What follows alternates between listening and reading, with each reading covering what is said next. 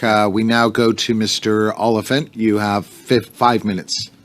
Thank you, Mr. Chair. And I want to take an opportunity in this round first to thank Mr. Bergeron for raising this issue as an important issue to deal with, and to make it very clear that the Liberal caucus members of this committee support doing this study. It's very important for us, and the nature of the study is to understand the humanitarian issues, perhaps crisis. I'm not prejudging anything that is taking place in Nagorno Karabakh at the present time, and the plight of the people of that region. That is our goal today, to understand the nature of the humanitarian situation, to understand the nature of the blockade, to understand what is going on the ground, and that is the nature of what we're trying to do. We recognize that it is within a long, protracted conflict that has gone on for a few decades, and that it has gone through different periods of war, including most recently 2.5 years ago.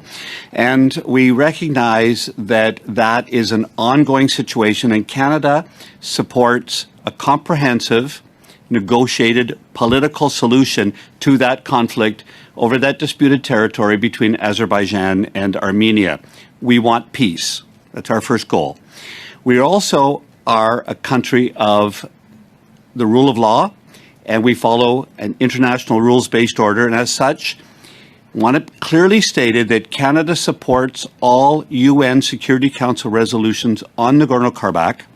I very much want to reiterate that Canada respects Azerbaijan's territorial integrity within its internationally recognized borders and its sovereignty. I recognize that some of our witnesses will not agree with that, but Canada's position is that we have accepted, we agree with the UN resolutions on the situation, and we understand the territorial integrity of Azerbaijan and its sovereignty. As such, Canada does not recognize other entities within those borders as a political entity. It shares that position with every other member state of the United Nations. At the same time, we want peace.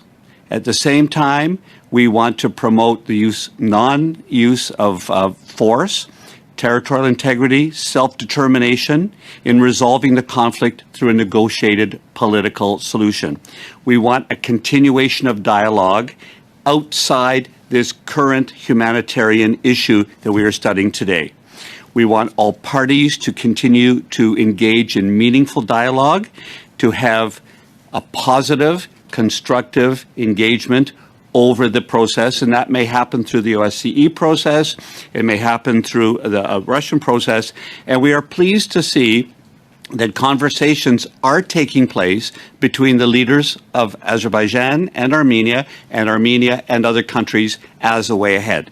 So I wanted to get that on the record, that today we are dealing with a crisis that is real. We have been hearing enough evidence. We are trying to dig down more deeply to understand exactly the nature of that, the options for it, the causes behind it, what is happening on that road, what supplies are getting through, what supplies are not getting through. Those could be food supplies, medical supplies, about transport of ill people back to Armenia, and about electricity and power, which may be coming through the corridor, or other opportunities for power to get to the people.